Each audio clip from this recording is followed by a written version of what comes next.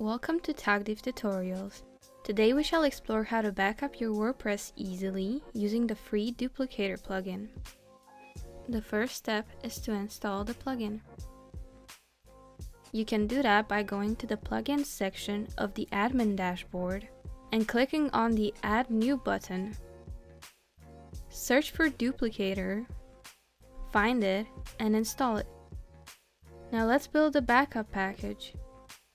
Go to Duplicator, Packages, and select Create New.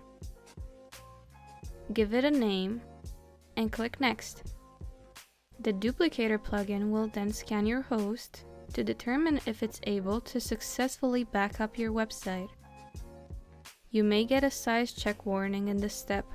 This is because some hosts are not capable of backing up a large number of files. We will provide an alternative backup method in a future video that will work on low performance hosts.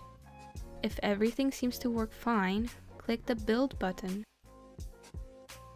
The Duplicator plugin will then provide two files for download: an installer and the actual backup file itself in a zipped archive format. Great! Now you have a full backup of your website. In order to restore a backup made with Duplicator, you first need to transfer it to the server using FTP. If you have a web interface like cPanel, use that to upload the files, and if not, we recommend using WinSCP FTP client to connect to your server and upload the files.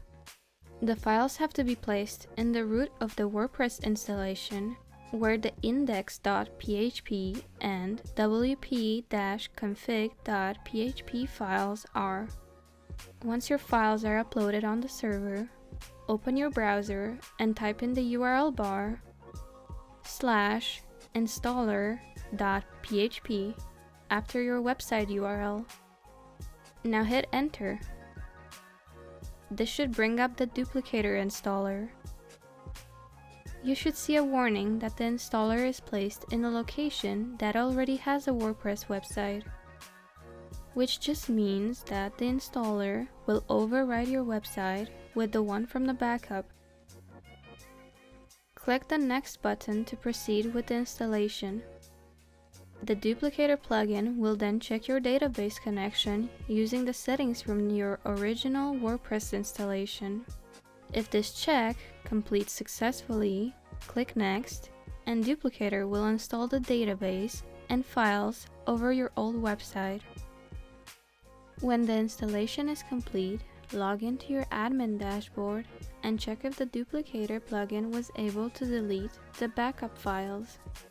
If the plugin hasn't encountered any problems during installation, you should see the following message.